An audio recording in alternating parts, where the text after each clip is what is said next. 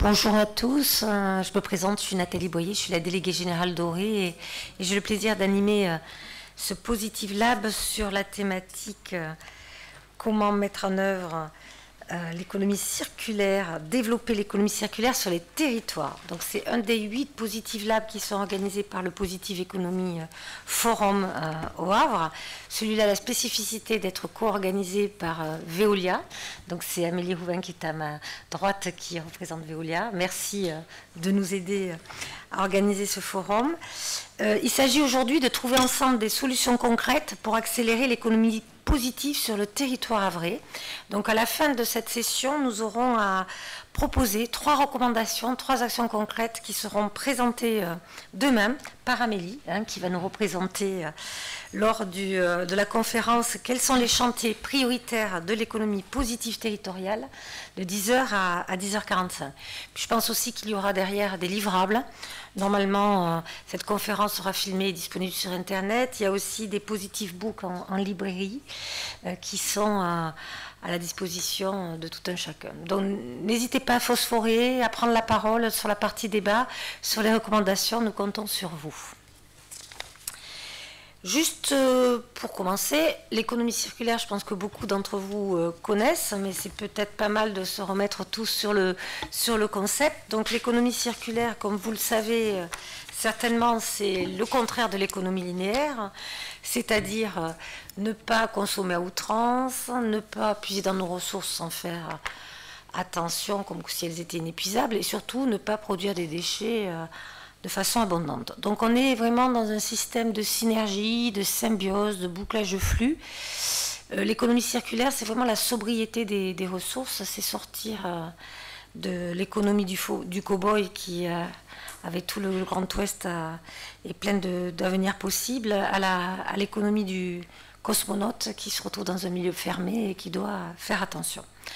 La France n'est pas très fournie en ressources minières, l'Europe non plus. On connaît l'augmentation des prix des matières premières. Donc au-delà de l'impact environnemental positif que l'économie circulaire a sur nous, elle a aussi un impact économique certain. Il y a 7 piliers, alors c'est dommage, c'est moi qui le fais parce que l'ADEME est présent, mais c'est les 7 piliers qui ont été définis par l'ADEME, donc je vais vous les décrire. La première chose que je voulais quand même vous dire, c'est que l'économie circulaire, c'est pas que des déchets, c'est aussi d'autres boucles, d'autres études, d'autres bouclages de flux. Souvent, quand on pense économie circulaire, et le ministère le premier, avec la loi sur la transition énergétique, regarde plutôt le recyclage. Mais c'est un concept beaucoup plus large que ça. Il y a aussi des flux énergie, des flux sur l'eau. D'ailleurs, Amélie va nous en parler dans sa description. Il y a des modes de production, des modes de consommation, des modes de transport. Donc on est vraiment dans quelque chose de beaucoup plus transversal que le sujet qui est présenté d'habitude. Donc les fameux 7 piliers de l'ADEME sont, je commence, l'éco-conception que vous connaissez tous, c'est-à-dire regarder quand on conçoit un produit, tous les impacts environnementaux qu'il peut produire, donc de l'extraction des matières premières, de la fabrication, du transport, évidemment de son usage, parce que vous savez un sèche-cheveux combien il consomme d'énergie, et puis de sa destruction finale. Le deuxième concept est le concept de l'écologie industrielle et territoriale. Alors là, c'est simple, il s'agit de faire travailler les entreprises entre elles comme un écosystème naturel.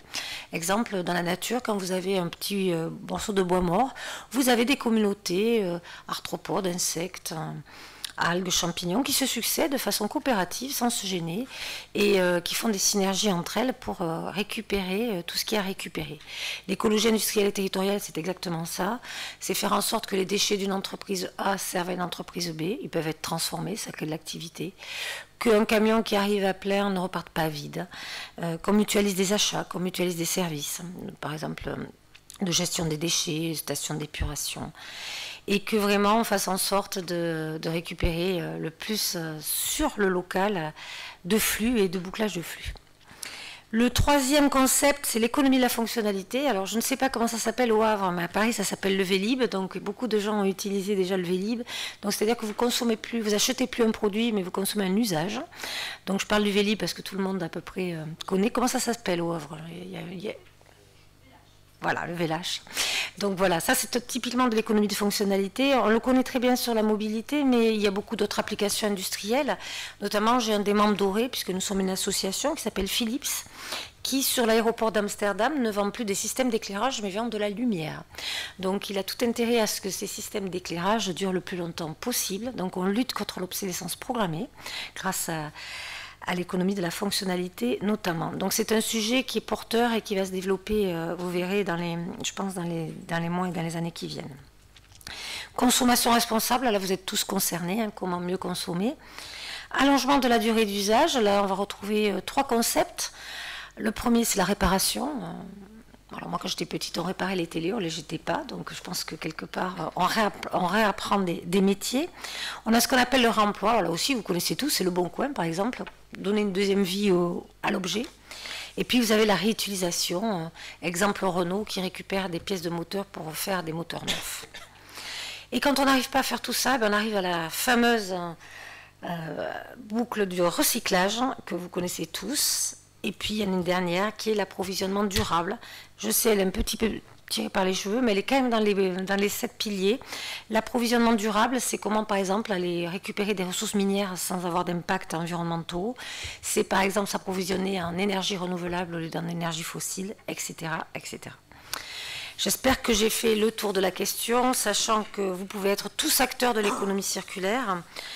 Exemple sur un territoire, la biométhanisation fait partie de l'économie circulaire. On peut avoir des habitants, des agriculteurs qui amènent des déchets organiques. On va avoir une entreprise qui a fait la biométhanisation, puis derrière la collectivité qui va apporter à tous de la chaleur, du biogaz, etc. Donc vous êtes tous acteurs de l'économie circulaire. Et j'ai la chance d'avoir autour de moi une table ronde de multi-acteurs, vous allez voir, qui va nous expliquer comment, à leur échelle, ils contribuent au développement de cette économie circulaire sur les territoires. C'est la thématique d'aujourd'hui. Et ce qui est intéressant, c'est qu'ils ont tous un statut différent. Nous avons des grands groupes, nous avons des start-up, nous avons une collectivité territoriale, associative, organisme public. Et chacun, en 5 à 7 minutes, va présenter comment ils contribuent, sachant qu'ils ont certainement, parfois, quand ils sont sur le territoire, des exemples havrais ou normands à vous exposer, ou pas, s'ils sont plutôt nationaux. Mais le but du jeu, c'est de les écouter pour qu'on retire, pour la réflexion qu'on aura dans un deuxième temps, des choses qui pourront nous servir pour présenter demain. Donc n'hésitez pas à leur poser des questions à la fin de leur intervention. Donc je vais commencer tout de suite. Oui, je peux vous citer. Oui, j'allais vous citer alors je vais vous les citer tous d'un bloc. Donc les intervenants, nous avons Amélie Rouvin qui est responsable environnement et économie circulaire de Veolia. Nous avons Xavier Corval qui est président fondateur d'Ecosphère. Nous avons Éric Prudhomme qui est directeur régional délégué de l'ADEME Normandie. Adrien Deboutière qui est chargé de mission pour l'Institut de l'économie circulaire.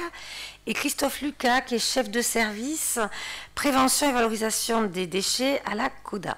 Voilà, vous avez le panel. Donc je vais très vite me tourner sur la droite. Donc Amélie Rouvin, comme je viens de le dire, vous êtes responsable environnement et économie circulaire à Veolia. Alors comment un grand groupe comme Veolia s'implique dans l'économie circulaire et contribue au développement de cette économie sur les territoires? Bonjour à tous. Je suis ravie d'être ici parmi vous aujourd'hui pour parler de ce sujet passionnant qu'est l'économie circulaire. Puisque l'économie circulaire, l'enjeu, c'est de créer de la valeur tout en réduisant la pression exercée sur les ressources naturelles. Pour moi, ce n'est pas un concept, mais c'est une démarche, l'économie circulaire. C'est prendre la gestion des ressources dans des logiques de boucles courtes, en optimisant les processus de gestion des flux de ressources, et c'est repenser nos modes de fonctionnement, nos modèles de production. Alors, ce qui est intéressant dans un grand groupe international comme Veolia, à cette échelle, c'est que nos 3 activités principales, gestion de l'eau, gestion de l'énergie et gestion des déchets, sont des activités complémentaires avec des synergies et qui sont liées aux enjeux du territoire et au cœur de l'économie circulaire. Pour vous donner l'exemple, on voit bien la boucle dans le traitement des eaux usées, par exemple, qui génère des déchets de boue des stations d'épuration, et à partir desquels on peut produire de l'énergie, qui est de l'énergie renouvelable. Et là, ce qui est intéressant, c'est la diversité des solutions qui contribuent à l'économie circulaire. Sur cet exemple des eaux usées, on peut produire du biogaz, par exemple, et alimenter le réseau urbain de gaz de ville, donc en énergie renouvelable. On le fait, par exemple, au Mans, où on capte le méthane, qui est un gaz à effet de serre, issu de la digestion des eaux usées, et on le valorise en biogaz. Sinon, c'est un pouvoir énergétique qui serait perdu. Donc il y a encore des ressources sous-exploitées avec les déchets, et ce type de déchets auxquels on ne pense pas forcément, que représente le traitement des eaux usées. Pour le coup, à Arras, là, on alimente le centre aquatique en énergie produite à partir des eaux usées. La chaleur en fait est récupérée et permet de chauffer la piscine, avec à la clé l'économie de 1/3 sur la facture énergétique d'énergie du site, avec une réduction des émissions de gaz à effet de serre de 60%. Et c'est une solution qu'on a nommée énergie d'eau. Voilà, une solution technologique innovante. Mais l'économie circulaire, ce n'est pas que des innovations technologiques. C'est aussi un enjeu d'approvisionnement durable. Comme on l'a rappelé, ça fait partie des 7 piliers de l'économie circulaire selon l'ADEME, et avec un enjeu social aussi. Par exemple, à Pécs, en Hongrie, on alimente le plus grand réseau de chaleur, de cogénération d'Europe en énergie renouvelable à partir de biomasse, donc à partir de paille et de résidus de bois. On a passé des contrats de long terme avec les agriculteurs, avec des agents forestiers, avec des scieries, pour approvisionner durablement cette filière en résidus de bois et en paille, avec à la clé la création de 270 emplois sur ce territoire, locaux, des emplois locaux bien évidemment.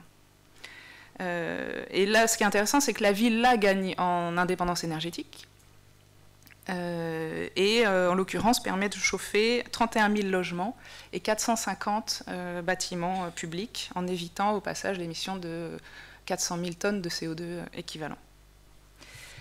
Voilà. Maintenant, pour parler du territoire du Havre, puisqu'on est ici, il y a un projet intéressant qu'on a d'ailleurs déposé à l'ADEME la semaine dernière. En fait, c'est la CODA qui souhaite étendre son réseau de chaleur urbain et qui a l'ambition d'alimenter à hauteur de 60% en énergie renouvelable. Il se trouve que nous, Veolia, on gère le centre de valorisation énergétique des déchets de la zone portuaire du Havre. Et l'idée, c'est de récupérer une partie de l'énergie fatale de ce centre de valorisation des déchets qui aujourd'hui est perdu, et d'alimenter les industries aux alentours, et éventuellement aussi, si on prolonge le tuyau, d'alimenter le réseau de chauffage urbain en énergie, qui aujourd'hui est en partie alimenté au fioul et au gaz. Donc ça viendrait comme énergie renouvelable en remplacement de ces énergies sources. Et on propose d'y associer aussi une chaudière CSR, donc combustible solide de récupération, produit à partir des déchets industriels de la zone du port du Havre. Du coup, on est vraiment dans une logique de boucle courte où les déchets industriels de cette zone permettent de produire l'énergie qui, derrière, va réalimenter ces mêmes industriels de la zone du port du Havre. Et aujourd'hui, ces déchets industriels partent pour beaucoup en enfouissement. Voilà. Et sur le même site, on a aussi un projet, donc sur ce même centre de traitement de valorisation des déchets, un projet intéressant qui est de capter et valoriser le CO2 qui est émis en sortie de cheminée de ce site. Donc là, c'est comment d'une pollution, on crée une ressource, puisqu'en fait le CO2, on le capte, on le concentre, on le gazéifie et on peut l'envoyer aux industries. Il y a 2 sites voisins qui sont intéressés, qui l'utilisent en fait comme matière première pour leur process de production, en l'occurrence pour des lubrifiants. Aujourd'hui, ils utilisent du CO2 liquide qui, en plus, qui est assez énergivore dans la fabrication et qui, en plus, est acheminé par camion en dehors de la zone portuaire du Havre. Donc, ce CO2 qui est émis par la cheminée du centre de valorisation des déchets serait valorisé et alimenterait en matière première les 2 sites industriels à proximité. Donc là, on est vraiment dans une logique de boucle courte, d'économie circulaire et de coopération entre les acteurs du territoire. On a travaillé pendant de nombreuses années en recherche sur ce pilote. On a réussi à lever des verrous technologiques qui n'étaient vraiment pas évidents. Et maintenant, reste encore à trouver la viabilité économique de ce projet et pour valoriser ce type de pollution de déchets. Voilà. Si j'avais plus de temps, j'aurais pu parler des solutions d'efficacité, des centres de tri automatisés, des nouveaux modèles contractuels innovants, mais ça vous donne déjà un aperçu des synergies et des complémentarités qu'on peut avoir entre les activités dans le territoire, en l'occurrence là, eau, énergie et déchets. Et qu'il n'y a pas un modèle unique qui s'applique sur les territoires, c'est évidemment en fonction du contexte local. Et surtout, les collectivités ont vraiment un rôle clé à jouer dans la dynamique et pour mettre en relation les différents acteurs sur le territoire, pour être dans une démarche en collaboratif, en transversal, ne plus être en silo. Et voilà, donc les verrous ne sont pas tant technologiques, mais que de transformation de la manière de fonctionner ensemble. Et puis aussi, vraiment, réussir à créer de la valeur, à avoir des projets qui financièrement soient rentables pour des solutions qui sont environnementalement plus vertueuses. Voilà. Merci Amélie, merci d'avoir pointé d'autres flux que les déchets, c'est important pour définir le sujet. Merci d'avoir pointé l'aspect social, parce que c'est vrai que c'est une des grandes forces économiques et sociales de l'économie circulaire, parce qu'on est sur de l'emploi non délocalisable, il faut le dire, notamment quand on travaille sur des synergies. Et merci d'avoir pointé aussi le côté transversal et collectif, parce que je crois que c'est une grande force de l'économie circulaire, c'est de nous faire sortir de nos démarches intra-entreprises qu'on fait RSE pour aller s'ouvrir vers les autres et travailler en inter. Je vais maintenant me tourner vers ma gauche pour passer la parole à Monsieur Corval, qui est président fondateur d'Ecosphère. Donc là, je vais avoir le point de vue d'une start-up. Vous travaillez plutôt sur la valorisation, le gaspillage alimentaire. Vous allez nous expliquer tout ça. Alors, comment vous, à votre échelle, vous contribuez au développement de cette économie circulaire sur les territoires? Et je crois que vous avez des choses à nous dire sur la Normandie aussi. Absolument. Bonjour à tous. Là, ouais, c'est là. Bonjour à tous. Effectivement, j'ai créé une entreprise en 2012, pionnière en France dans la conception et le pilotage de dispositifs de réduction du gaspillage des produits alimentaires et non alimentaires qui sortent de leur circuit de commercialisation initial, qu'on soit au niveau de la production, de la transformation, de la distribution, ou qui sortent de leur circuit d'usage initial.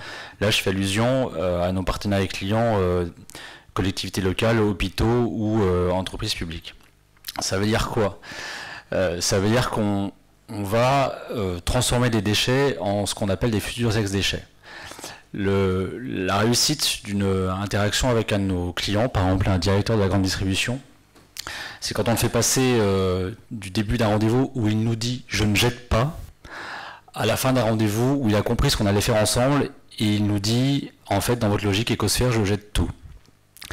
Entre-temps, on lui aura expliqué qu'on va intervenir sur ce qui n'est plus son cœur de métier, c'est-à-dire le produit qui devient invendu ou invendable dans son circuit initial de commercialisation. Je rappelle par exemple que la grande distribution, son métier, c'est de vendre des produits à nous, les consommateurs, les clients, et que si le produit, pour X ou Y raison qu'il soit alimentaire ou non alimentaire, puisqu'on intervient sur les deux, s'il devient invendu ou invendable à son client final, c'est un produit qui sort du champ d'attention de l'organisation, du management, des process, parfois la comptabilité, ce qu'on appelle la casse dans la grande distribution. Et c'est là que nous, on va commencer à intervenir sur ce qui n'est plus le cœur de métier de nos clients. Notre cœur de métier, c'est de revaloriser ces produits invendus, invendables, et donc la main dans les poubelles, d'aller diagnostiquer pourquoi ces produits sont dans la poubelle, pourquoi ils devraient en sortir, ensuite de faire des préconisations en termes de process. Donc on est vraiment dans la conduite du changement des process dans les entreprises, sur le matériel, le tri, l'organisation, le management, ce qu'on appelle le waste management, la gestion des flux. Faire valider ces préconisations, les compléter, ce qui est très important, par une conduite du changement de la culture de l'entreprise en délivrant des formations en tant qu'organisme de formation complémentaire à une culture de la revalorisation, de la réduction du gaspillage. Donc on délivre des formations de ce type-là, de sensibilisation aux enjeux éthiques, économiques, sociaux, environnementaux, de la réduction du gaspillage, et on va former les collaborateurs à l'application des nouveaux process. Et puis ensuite, on va gérer la performance du dispositif par une équipe opérationnelle qui, au jour le jour, va piloter l'orientation des produits sortis de la poubelle vers les différentes filières de revalorisation, de réemploi, de recyclage, d'économie circulaire, et aussi vers nos partenaires associatifs pour soutenir et améliorer leur approvisionnement en produits alimentaires et non alimentaires. C'est comme ça que depuis 2012, on a par exemple, dans des hypermarchés Auchan, doublé les volumes de produits redistribuables, mais dans la logique d'un process de qualité où il s'agit toujours d'orienter ces flux de produits vers des acteurs qui en ont vraiment besoin, qui en font vraiment la demande, acteurs du réemploi, du recyclage ou de la redistribution solidaire, et de ne pas générer de gaspillage chez l'acteur vers lequel ces flux de produits sont orientés.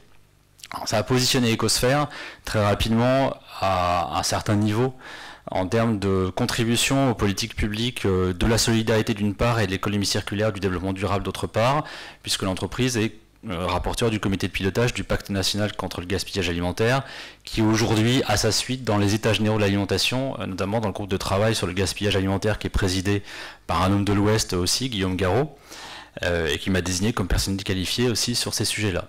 Parallèlement, on accompagne les collectivités locales et les organismes publics dans leur démarche de RSO. Alors on parle beaucoup de RSE lié à l'économie circulaire, mais la RSO, c'est la responsabilité sociétale des organisations. Ça correspond aux ONG, aux collectivités locales, aux entreprises publiques comme la SNCF, aux établissements publics comme les hôpitaux, qui eux aussi nous ont sollicité depuis 2 ans pour mettre en place dans leurs activités des dispositifs de réduction du gaspillage. Une gare, comme la gare de l'Est, qui n'est pas très loin de celle qui dessert le Havre, c'est 2 tonnes de déchets par jour, issus des commerces alimentaires et non alimentaires, des déchets des usagers, de la restauration mobile des trains, de la restauration des personnels de cantine, donc c'est énormissime.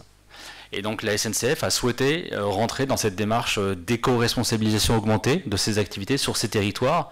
Donc c'est la Direction Générale de Gares et Connexions qui a sollicité auprès de nous un diagnostic en fait, quantitatif, qualitatif, et des préconisations pour engager l'ensemble des parties prenantes sur son territoire, afin de réduire les volumes de produits gaspillés issus de toutes ces activités sur son territoire et d'optimiser les possibilités de revaloriser l'ensemble de ces produits et d'augmenter leur taux de revalorisation. Alors, sur le territoire havrais, je vais évoquer deux activités en cours de généralisation, mais non sans avoir auparavant partager avec vous le fait que je suis heureux d'être ici parce que l'entreprise que j'ai créée en 2012, Ecosphère, qui est une entreprise sociale, je l'ai créée en comprenant que c'était une entreprise sociale par la lecture d'un livre de Jacques Attali, Une brève histoire de l'avenir, où lui décrit ce concept d'entreprise sociale, c'est-à-dire un modèle économique d'entreprise commerciale au service de missions d'intérêt général. Il décrit ce concept sous forme d'entreprise relationnelle. Et j'ai compris longtemps après pourquoi, c'est parce qu'une entreprise sociale, c'est une entreprise qui est en relation d'activité, de créativité, d'innovation avec des écosystèmes qui sont très différents les uns des autres. Pour nous, c'est l'écosystème privé, public, associatif.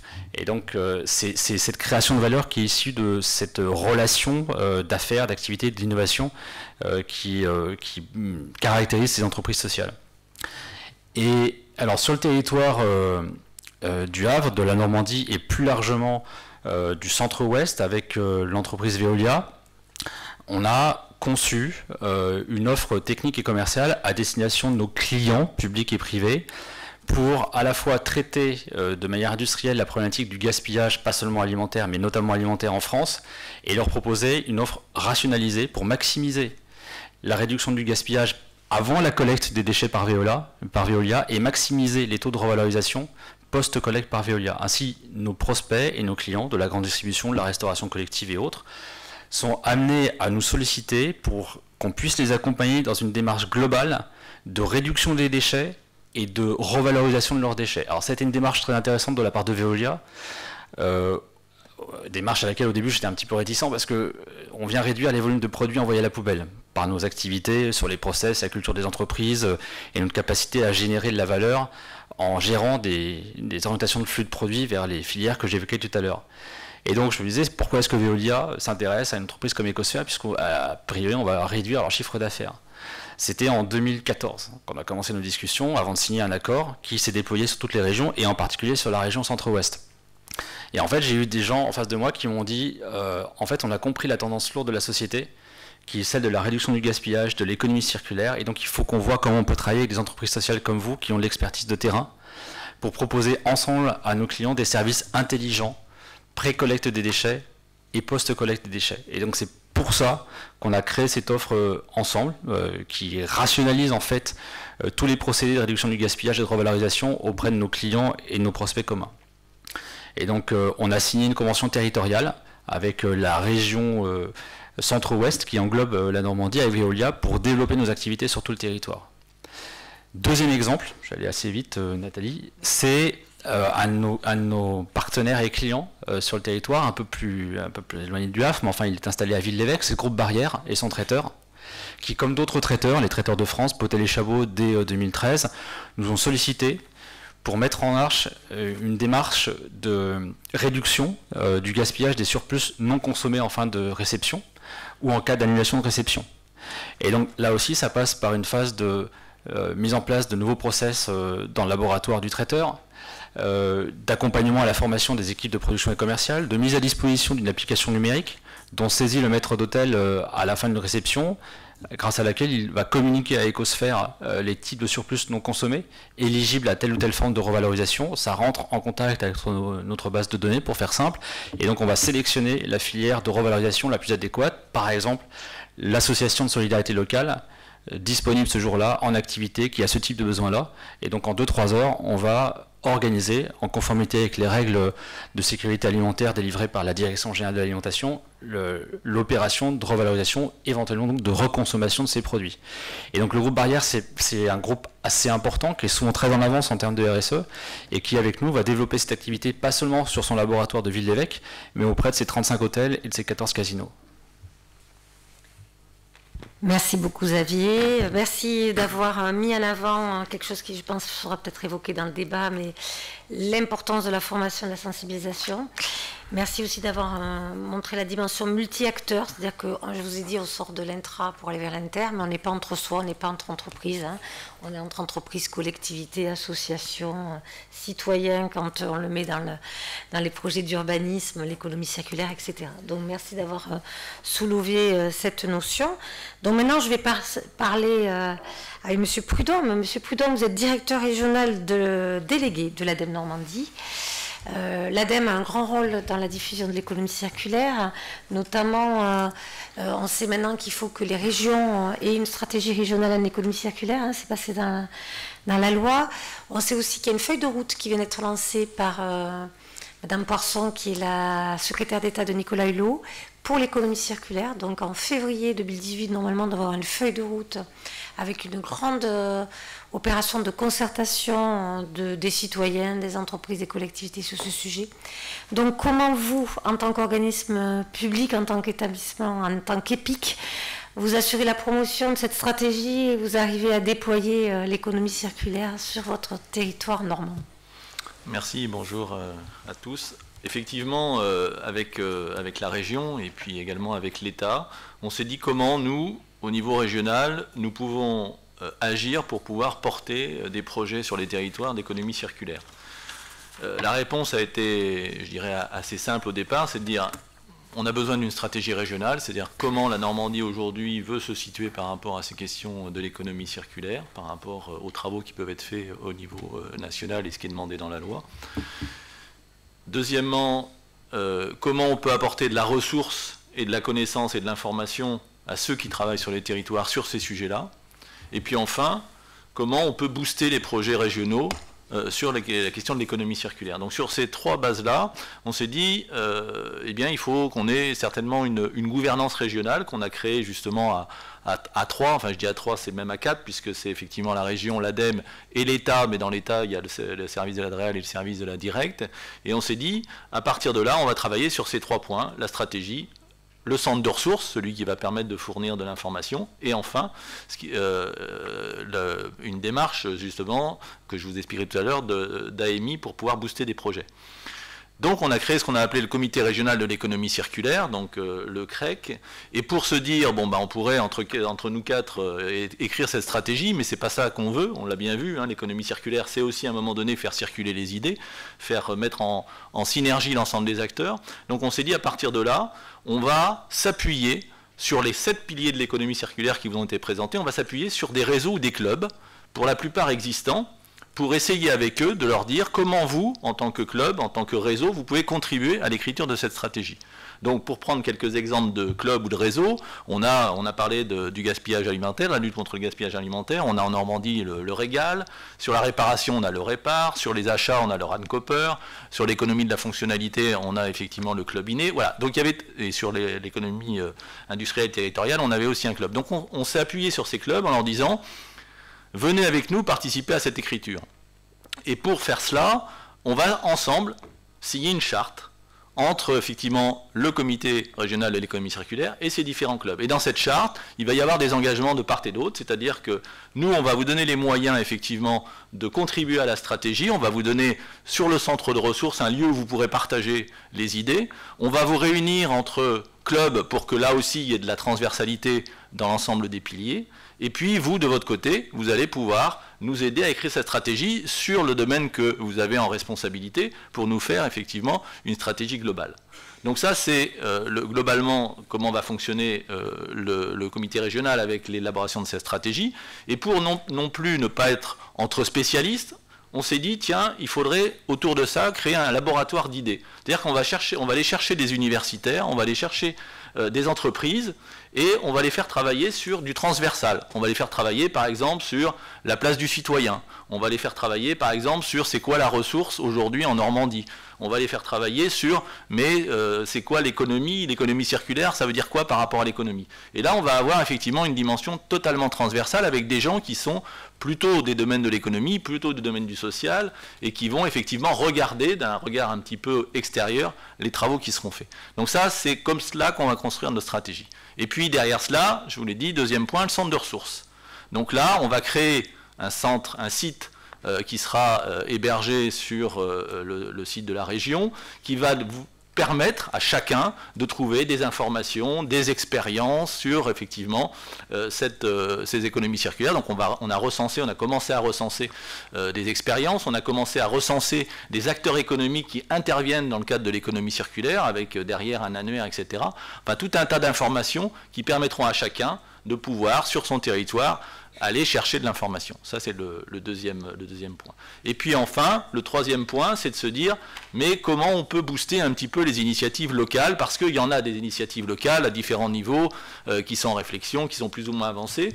Et donc là, on a décidé, avec la région et l'État, de lancer un appel à manifestation d'intérêt cette année-là, donc à l'automne prochain, qui va permettre effectivement à des porteurs de projets de dire, moi j'ai un projet d'économie circulaire, voilà mon projet, il est peut-être au début de la réflexion, mais j'aurais besoin qu'on m'aide pour le porter, et à ce moment-là, peut-être que les clubs pourront apporter effectivement leur aide sur ce point-là. Je suis un peu plus avancé, je cherche des financements, qu'est-ce que je peux trouver sur le territoire pour m'aider dans ce domaine-là, etc., etc.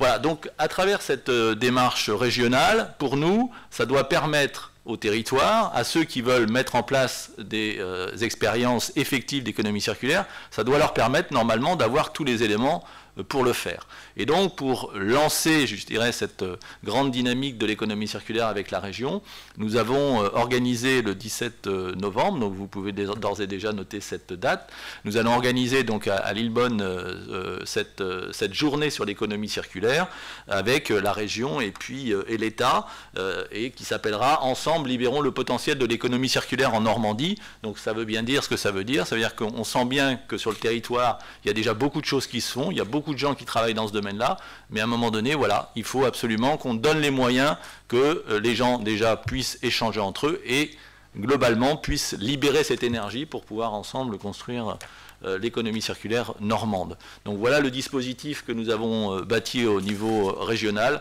pour, je l'espère, aider les territoires demain à mettre en place des actions d'économie circulaire et puis pouvoir les aider dans ce domaine-là. Merci Monsieur Prudhomme. De nouvelles notions sont apparues dans votre intervention. D'abord le lien avec la recherche, qui n'avait pas été cité auparavant, et aussi s'appuyer sur des retours d'expérience concrets, ce que vous allez faire à travers vos cartographies et vos outils. Et qu'on ne peut pas se passer d'une vision stratégique si on veut que le territoire avance et co-construite. C'est bien ce que vous avez cité. On va passer à l'intervenant suivant. Le point de vue d'une association dont l'Institut de l'économie circulaire est représenté par Adriane Deboutière, qui est chargée de mission. Adriane, vous avez œuvré sur le territoire normand avec l'Institut et des partenaires locaux. Pouvez-vous nous présenter ce que vous avez mis en place pour contribuer au développement de cette économie circulaire? Oui, merci Nathalie. Merci au LH Forum. Alors très rapidement d'abord l'Institut national de l'économie circulaire, comme son nom l'indique, donc c'est une association multi-acteurs nationale en France qui fédère donc des entreprises plus ou moins grandes, des collectivités, des associations, des universités, dans le but de promouvoir la transition vers l'économie circulaire. Alors quel mode d'action à l'Institut? Trois principaux.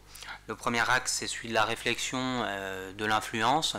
Donc effectivement travailler, faire coopérer l'ensemble des décideurs publics, privés dans le cadre de groupes de travail, soit transversaux sur des leviers importants pour déployer cette économie circulaire, donc sur la fiscalité, sur la réglementation, sur la commande publique, sur des indicateurs de l'économie circulaire notamment, soit via des groupes de travail plus sectoriels comme l'agroalimentaire ou le BTP.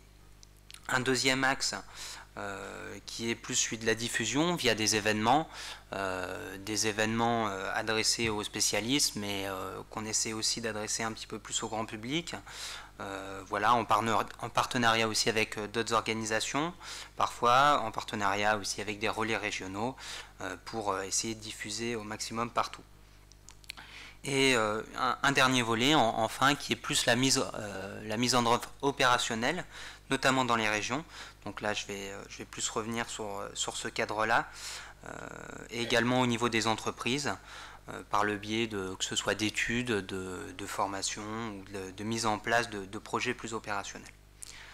Alors aujourd'hui, je vais plus parler d'écologie industrielle, ça a déjà été abordé. Donc c'est un petit peu un gros mot pour dire en fait de la coopération territoriale entre les entreprises notamment. L'objectif, bon, c'est pas que de l'optimisation des ressources matérielles, ça peut être aussi tout ce qui est mutualisation de moyens humains, d'expertise, de matériel. Et le but, c'est effectivement d'avoir des bénéfices environnementaux, mais en tirant sur l'économique, en ayant des bénéfices et une viabilité économique d'abord. Voilà, créer de nouveaux débouchés pour des matières qui n'étaient plus considérées, qui étaient considérées comme des déchets, mais qui peuvent être des ressources, et optimiser toutes les ressources, qu'elles soient matérielles ou immatérielles. Alors dans ce cadre-là, l'Institut a travaillé pendant 2 ans sur le programme national de synergie interentreprise. Donc c'est un programme qui a été soutenu par l'ADEME notamment et par le ministère de l'économie solidaire, non, je m'embrouille dans le terme, transition écologique et solidaire, excusez-moi. Voilà, ministère donc de l'environnement plus généralement au niveau de la continuité. Le but de ce programme donc c'était de renouveler un petit peu les méthodes d'écologie industrielle donc qui existent, de faciliter la coopération dans les entreprises en les attirant plus, en essayant de massifier un petit peu l'attrait que peut avoir ce genre de programme pour les entreprises, en orientant directement vers les éléments de langage aussi qui les intéressent, donc réduire leurs coûts, effectivement, avoir de nouveaux bénéfices et en même temps, via cette optimisation de ressources, créer des bénéfices environnementaux. Alors l'ambition c'était de compléter un petit peu les travaux antérieurs qui existaient, qui étaient déjà nombreux sur le sujet en France, et donc de constituer, de renforcer le savoir-faire français dans le domaine. Alors d'ailleurs le rapport de ce programme sera publié demain sur le site de l'Institut, vous pourrez le consulter. Il y a aussi pas mal de retours d'expérience, un recueil de retours d'expérience pour visualiser un peu tout ce que peuvent être ces synergies. Alors je vais revenir plus spécifiquement sur ce qu'a été ce programme en Normandie, puisqu'il y a eu 4 régions impliquées, donc la Normandie, mais aussi la Nouvelle-Aquitaine, Auvergne-Rhône-Alpes et Bretagne. En Normandie, 4 territoires ont été impliqués, avec à chaque fois en fait, des ateliers interentreprises qui ont été conduits pour amorcer un petit peu cette dynamique de coopération, qui a été poursuivie ensuite par le travail acharné de praticiens, dont certains sont ici. Bonjour, Églantine notamment. Les 4 territoires, donc Caux-Vallée de Seine notamment, c'est des territoires qui étaient circonscrits à l'ancienne région Haute-Normandie, puisque c'était elle qui s'était engagée au départ. Rouen, Dieppe et Seine-Eure. Voilà. Donc dans ces territoires-là, il y a eu des ateliers. Je vais vous donner quelques chiffres. 122 entreprises donc, qui ont participé au total. Là, en fin de programme, on était à peu près à 35 synergies qui étaient finalisées, 150 qui étaient plutôt à l'état d'idée ou de discussion. Donc toutes n'aboutiront pas parmi celles-ci, mais il faut quand même du temps pour que les synergies aboutissent, donc certaines le seront. En termes de bénéfices, un petit peu pour ordre d'idée, des 1400 tonnes de CO2 évitées, 15 000 tonnes de déchets recyclés ou réutilisés, des bénéfices économiques également, 6 millions d'euros d'activités économiques supplémentaires, 50 000 euros économisés par les entreprises qui étaient impliquées. Voilà.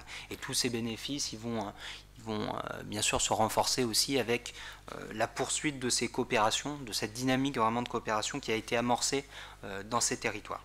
Alors il y a d'autres territoires bien sûr qui sont engagés dans d'autres démarches d'écologie industrielle sur la Normandie. Le PNSI, les territoires qui étaient engagés dans le PNSI vont aussi permettre de disséminer la méthode existante à travers notamment un des clubs qui a été évoqué par l'ADEME au niveau régional. Et le but, ça va être vraiment d'initier, de massifier ces synergies interentreprises. On a parlé de coopération qui dépasse effectivement le cadre de l'entreprise unique, mais également des secteurs. Le fait de coopérer entre, par exemple, une entreprise de BTP et un agriculteur, c'est des choses qui, au final, peuvent être tout à fait rentables et engendrer des bénéfices économiques. Voilà, 3 petits exemples de synergies qui font partie du recueil et qui ont été développés en Normandie. Une synergie, on pourrait dire un petit peu classique d'écologie industrielle, c'est la valorisation de palettes. Alors là, vous pourrez demander plus d'informations à Églantine.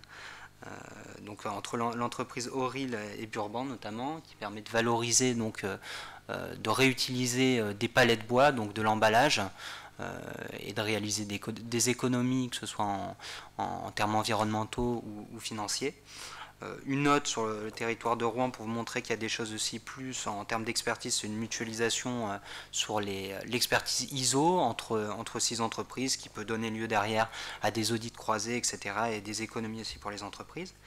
Et une dernière sur la valorisation donc, de talc qui est produit par une industrie pharmaceutique notamment et qui peut être utilisé comme coagulant, anticoagulant par exemple sur des bouts de steppe. Donc ça, là on est plus sur de la recherche et développement presque, ça sur Seine-Eure. Donc voilà, ça, autant d'exemples de choses qui peuvent aboutir par la coopération sur les territoires. Merci Adriane, merci d'avoir remis aussi le sujet du bénéfice économique et de la réduction des coûts. Si on veut que ça prenne, si on veut que les entreprises nous suivent, il faut absolument leur expliquer qu'elles vont gagner en mutualisant sur les achats, mutualisant sur les services, en trouvant des solutions pour leurs déchets. Et puis de nous avoir montré que ça pouvait être aussi des choses simples, on ne peut pas faire peur à tout le monde, on peut tout à fait trouver des synergies sans faire des milliers de mètres cubes de tuyaux entre 2 entreprises, et ça peut être des choses toutes simples, l'écologie industrielle et territoriale. Dernier exemple, point de vue de la collectivité, Monsieur Lucas, vous êtes chef de service prévention et valorisation des déchets à la CODA. Alors, vous êtes sur le territoire, vous allez nous expliquer comment vous êtes impliqué en tant que collectivité. Merci, bonjour à tous. Alors, je vais sans doute dépasser un peu le timing, hein. Il me reste 3 minutes, à la fin c'est toujours compliqué, mais bon. Alors, pour la CODA, l'enjeu de l'économie circulaire, en fait, il est apparu assez nettement à partir de 2015, globalement. La loi de transition énergétique pour la croissance verte aidant à pousser la collectivité à mener dans la continuité d'un premier programme spécifique à la réduction de déchets, à s'engager sur une nouvelle dimension qui est celle de l'économie circulaire. Nous avons répondu à un appel à projet ministériel et été lauréat. Nous sommes donc aujourd'hui territoire zéro déchet et zéro gaspillage. Et avons, en avril dernier, finalisé un contrat avec l'ADEME qui s'appelle un contrat d'objectifs déchets et économie circulaire. C'est un engagement en fait assez fort de la collectivité, voire même fort de la collectivité, pour produire des actions sur le domaine de l'économie circulaire, à la fois à destination des ménages, mais aussi des entreprises. C'est un peu l'aspect nouveau en fait de notre champ d'activité aujourd'hui dans le domaine de l'économie circulaire. C'est que l'ADEME et l'État demandent à la collectivité non seulement d'agir sur ces domaines de compétences historiques, on va dire, donc les ménages, hein, l'ensemble des déchets pris en charge par la CODA, mais aussi de porter un regard attentif sur ce qui se passe autour, de prendre un peu de hauteur sur son territoire et de voir comment on peut effectivement et concrètement créer des boucles et faire en sorte que le déchet produit localement soit une ressource non seulement économique, une ressource territoriale économique, mais aussi en termes d'emploi, enfin de consolidation de l'emploi et de lutte contre ou de protection de l'environnement. Le contrat d'objectif, il va viser 3 enjeux majeurs en fait, donc je vais les citer très rapidement, mais la réduction des déchets, l'amélioration de la valorisation, et puis l'accompagnement, et c'est peut-être le plus important aujourd'hui, l'accompagnement de 10 projets innovants pour des entreprises du territoire en fait. Alors, innovants en termes de gestion de déchets dans le cadre de l'économie circulaire. Donc, on a bâti tout un programme d'action, un programme pluriannuel, hein, puisque le contrat il prendra fin en 2020. Il est d'ores et déjà déployé, il fournit les premiers résultats. On peut citer quelques exemples, mais je ne vais pas en prendre trop, hein, mais en termes de valorisation de déchets, procédé en septembre dernier à la modernisation du centre de tri du Havre, en partenariat avec Veolia. L'objet étant de permettre à tous les ménages de trier plus d'emballages. Jusqu'à septembre dernier, vous aviez la possibilité de trier un certain nombre de choses. On va prendre 2 exemples, en fait, ils sont là. Vous pouviez trier les emballages en plastique, bouteilles, bidons, flacons, mais vous ne pouviez pas trier les gobelets, les pots de crème, les pots de yaourt. Maintenant, c'est possible, en fait. Et du coup, le travail commun avec Veolia, sous forme d'un appel à projet aussi, avec Éco-emballage, a permis au territoire de la CODA maintenant d'être parmi les 15 millions d'habitants trieurs, je crois, en France, qui ont la possibilité en fait, de trier ces nouveaux emballages. C'est un exemple en termes de valorisation. On en a d'autres hein, à destination des ménages. On crée des guides, on fait beaucoup de sensibilisation en fait. On crée des guides sur le réemploi des déchets, on crée des guides pour accompagner la lutte contre le gaspillage alimentaire. On a des opérations de compostage collective en pied d'immeuble, compostage individuel en pavillon.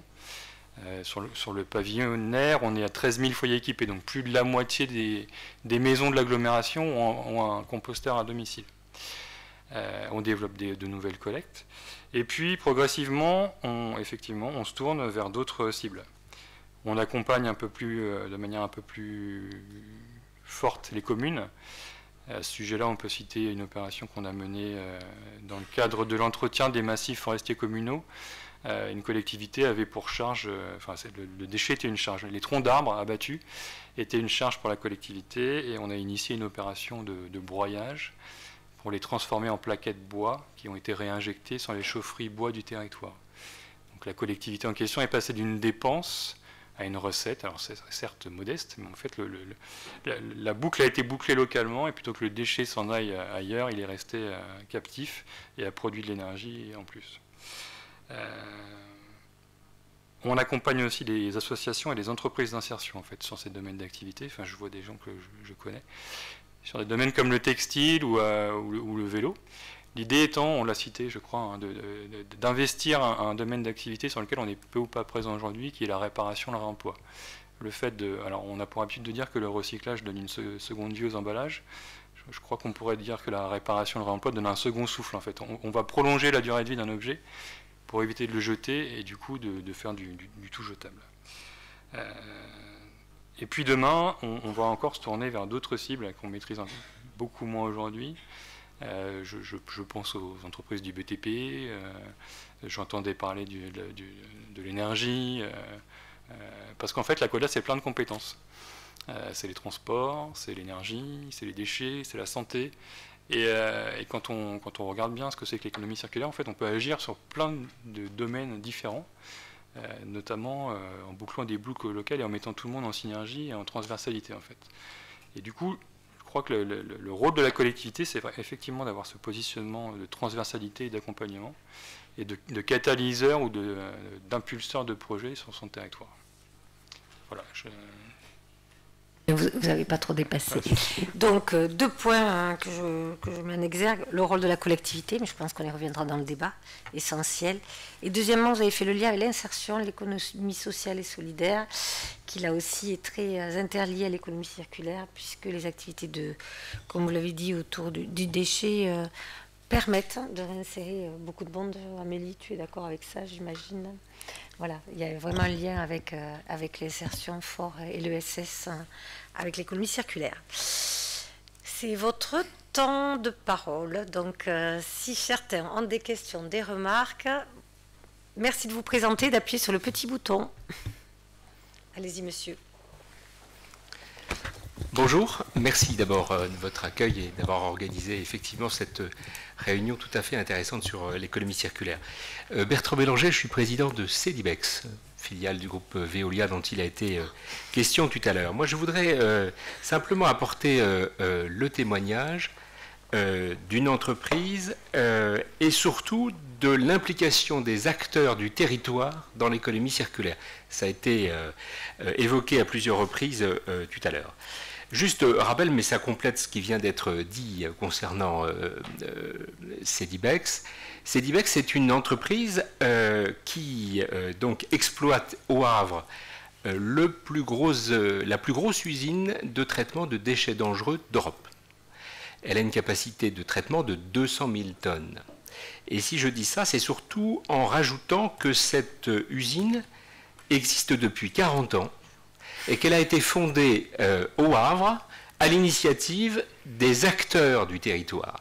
Donc ça fait 40 ans qu'ici, au Havre, on fait de l'économie circulaire. Alors je vous explique très rapidement. Oui, très rapidement, parce que si vous êtes plus long que mes intervenants, ils vont pas être contents. Je ne vais pas être long, mais ça fait, comment dirais-je, c'est important aussi de se satisfaire d'un bel exemple d'économie circulaire sur le territoire du Havre. Les acteurs du territoire ont souhaité, il y a 40 ans, associer des industriels qui produisaient des déchets dangereux, en l'occurrence toute la pétrochimie de la Basse-Seine, ainsi que les collectivités territoriales, pour fonder non seulement une usine de traitement de déchets dangereux, mais surtout pour faire en sorte que le traitement de ces déchets dangereux produise de la vapeur et que cette vapeur puisse être réutilisée sur le territoire, en l'occurrence par 5 entreprises producteurs de déchets dangereux. Alors je ne reviendrai pas sur les projets qui ont été évoqués, c'est-à-dire l'extension de ce réseau d'une part, et d'autre part le travail que nous faisons actuellement sur le CO2. Mais c'est pour dire que tout ça n'existerait pas si à un moment donné sur le territoire, les collectivités territoriales rassemblées à l'époque par le préfet, 40 ans, le préfet avait du pouvoir, pour déclencher cette boucle vertueuse d'économie circulaire et d'écologie industrielle. Merci de votre tour d'expérience très concret et très parlant. Est-ce que vous avez d'autres réactions? Vous êtes sage. Après, vous pourrez reparler, mais c'est tout? C'était très clair. Ah, quand même, allez-y. Vous pouvez vous présenter, s'il vous plaît?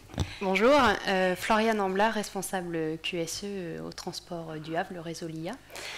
Donc du coup, c'est une question qui porte vraiment sur le tout début, sur les principes de l'économie circulaire, sur l'éco-conception. Du coup, on a tendance à associer l'éco-conception que la fabrication de produits.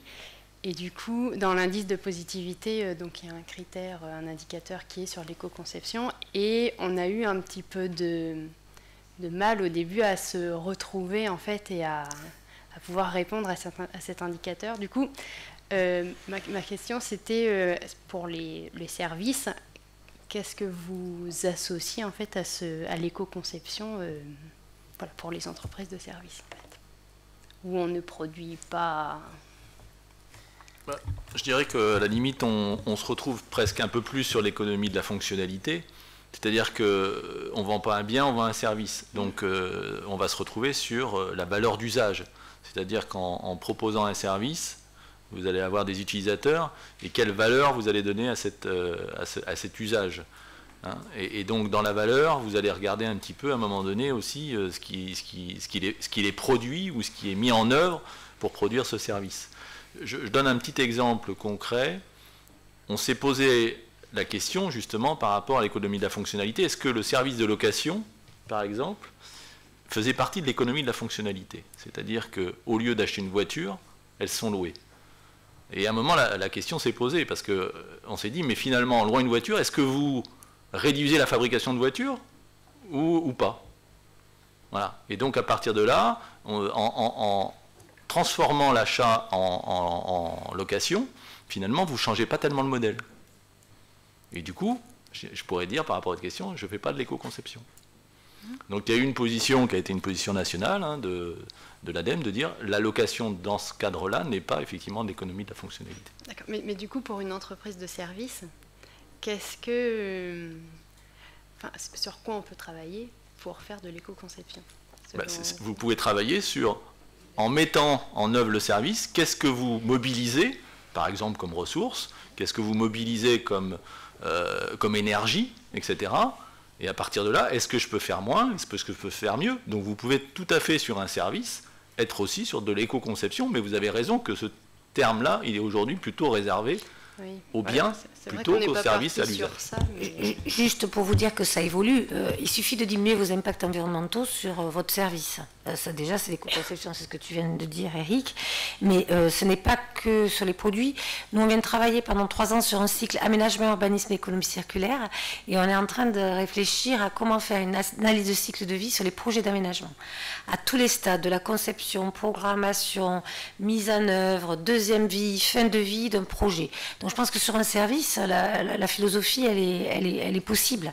Voilà. Après, on a trouvé oui, bien sûr. Des choses, mais c'est juste au début, alors on n'est pas vraiment parti sur les véhicules par exemple, parce que les véhicules du coup sont de la propriété de la CODA, donc, donc nous on a une mission de conseil, d'accompagnement, mais au final c'est pas nous qui choisissons.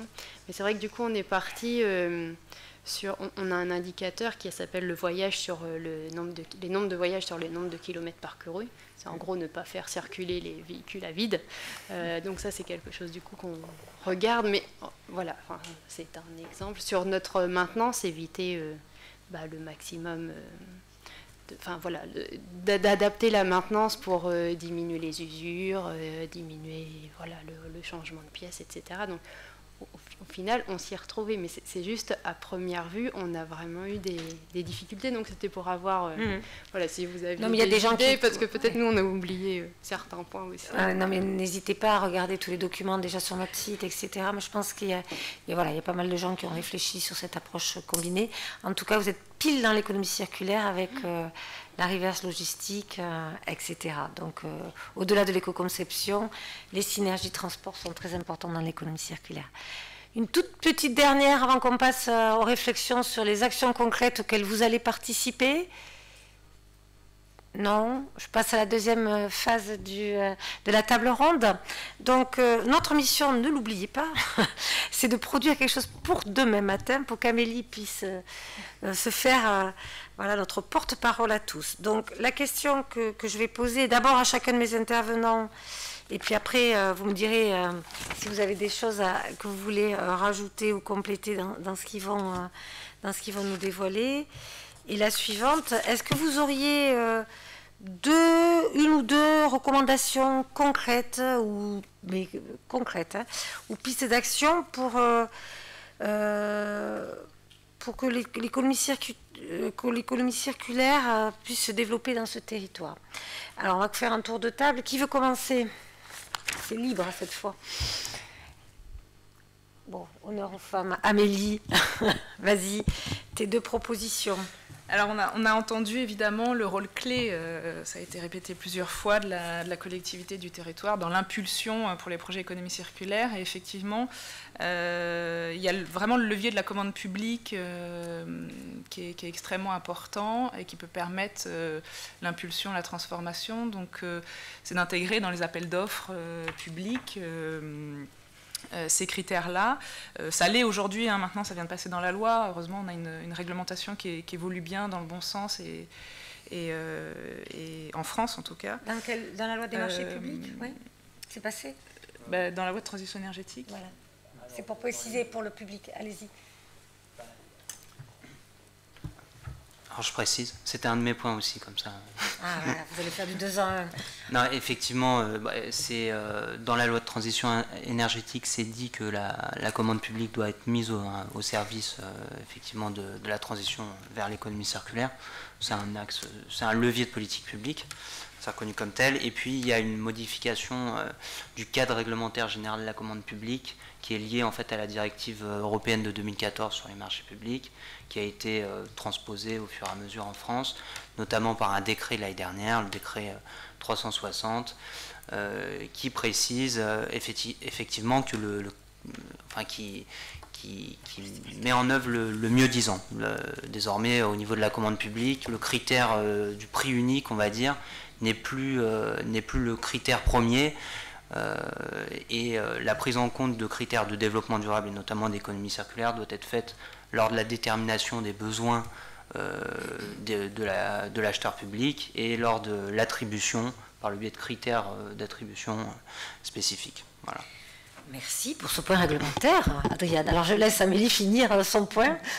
Oui, c'est bien que ce soit passé en décret. Nous, on le voit encore aujourd'hui dans les pratiques dernières des appels d'offres où le prix reste encore l'élément clé, l'élément essentiel par rapport à différentes solutions qui peuvent être certaines très, très vertueuses par rapport à d'autres. Et du coup, le deuxième point que je mentionnerai en action concrète, ça rejoint ça sur le critère prix. C'est comment réussir à rendre viables économiquement ces solutions-là. Donc la réglementation, oui, très bien, il incite. Et à côté de ça, des incitations financières. Ça peut être, on parle de taxes pollueurs-payeurs, de taxes carbone, mais ça peut être aussi une TVA allégée sur les matières recyclées, c'est en discussion. Voilà, donc il y a cet élément prix pour inciter les solutions plus vertueuses. Merci beaucoup. Adriane, tu avais la parole, tu as commencé à dire déjà une de tes préconisations. Est-ce que tu en as une autre ? C'est des choses qui ont déjà été évoquées, hein. C'est effectivement mettre en œuvre en fait une vraie ingénierie territoriale, à l'échelle du territoire, pour développer, on va dire, renforcer l'autosuffisance du territoire, même si forcément elle sera jamais parfaite. On vit dans un monde d'échange et c'est souvent bien, mais quand même renforcer l'autosuffisance du territoire, que ce soit au niveau de l'optimisation des ressources qui existent sur ce territoire et sur le développement d'exutoires locaux notamment, parce que les déchets sont des ressources. Voilà. D'accord, Xavier, puisqu'on parle de déchets. Alors, oui, j'en ai plusieurs, mais évidemment, vous allez voir qu'elles sont toutes liées aux activités de la start-up que... Tu as droit qu'à 2, hein. Que j'anime, j'en ai 4. Non, mais c'est pas possible, parce que déjà qu'il faut synthétiser en 3, ça va pas être... Mais là, en fait, il y en a une qui est compensée entre Adriane et Amélie. Bon, donc, ça va. Bon, clairement, on est en train de généraliser nos activités sur le territoire. Donc, à la fois avec Veolia, mais en direct avec un certain nombre de partenaires et de clients, et donc sur ce territoire, s'il y a des compétences qui veulent se joindre à celles des chefs de projet d'Ecosphère, elles sont les bienvenues pour développer ce qu'on appelle nos réseaux intelligents de la revalorisation. Alors on le fait en développant des synergies de solutions mises en œuvre par nos chefs de projet sur le territoire. On le fait aussi avec des collectivités locales puisqu'elles nous sollicitent de plus en plus pour augmenter les indicateurs de performance sur les territoires zéro déchet, avec des techniques de mobilisation des filières, avec les collectivités locales et parfois avec les CCI.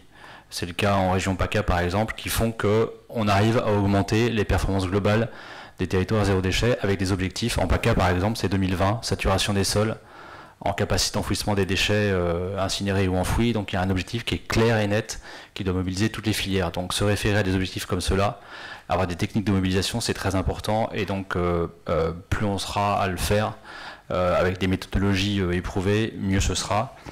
Il y a un autre élément qui a été évoqué par Nathalie, c'est l'intervention, la contribution des acteurs de l'économie sociale et solidaire. C'est important.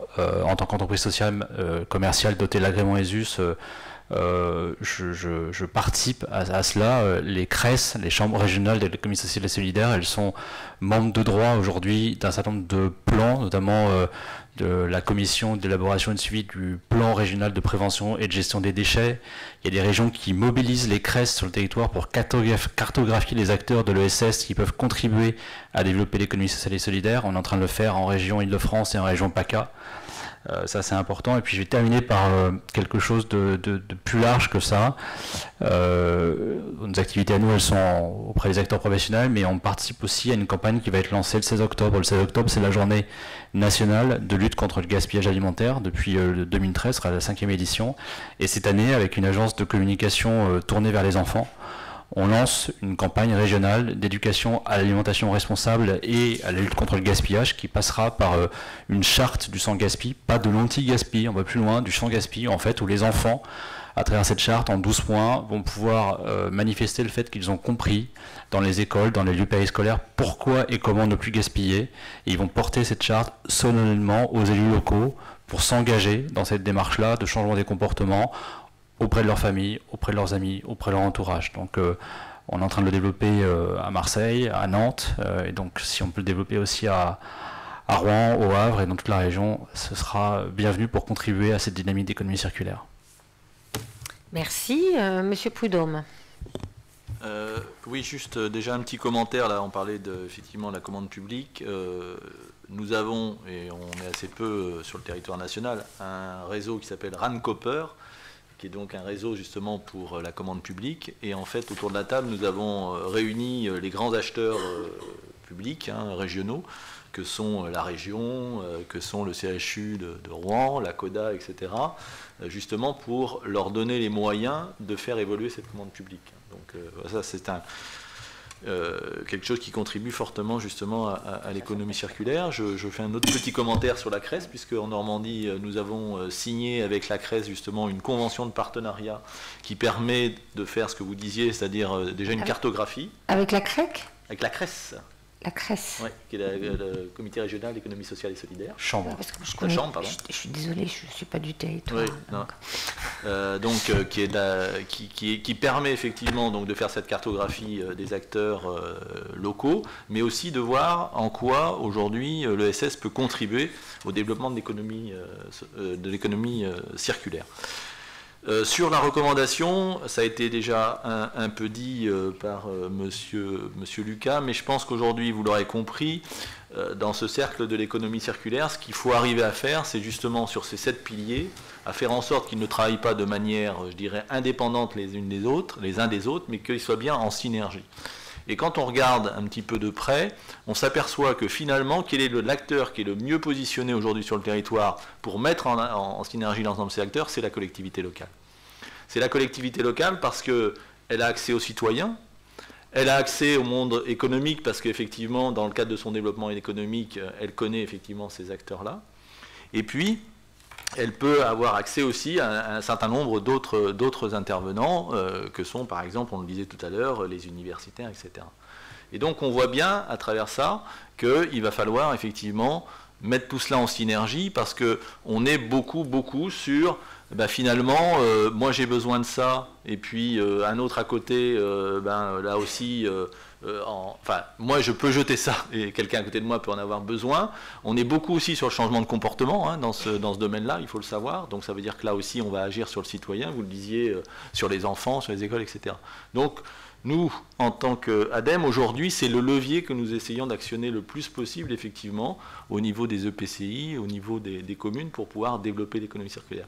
Et ça, je pense que c'est une action concrète. Et ce que ça veut dire derrière, ça veut dire qu'il faut mettre, vous l'avez dit, de l'ingénierie territoriale, il faut mettre de l'animation sur le territoire, et il faut effectivement aujourd'hui un moment que les collectivités puissent aussi financer cette ingénierie. Hein. Nous sommes là, nous, en tant qu'ADEME, aujourd'hui, pour essayer de la porter aussi par rapport à nos conventions qu'on peut signer avec les collectivités. Mais à un moment donné, il faut que la collectivité, elle se dise aussi, il ne faut pas simplement investir, hein, en construisant, etc., des usines, etc. Il faut aussi créer de l'animation territoriale parce qu'il faut faire du changement de comportement, il faut faire que les gens se rencontrent, etc., etc. Et ça, c'est très important. Et malheureusement, on le voit aussi, par rapport à la région, par rapport au département dont les ressources diminuent, c'est le premier poste généralement qu'ils enlèvent lorsqu'ils doivent financer effectivement de l'animation. Et ça, nous on le regrette parce que globalement il n'y a pas d'animation, il n'y a pas de projet. Monsieur Lucas. Pour boucler. Ça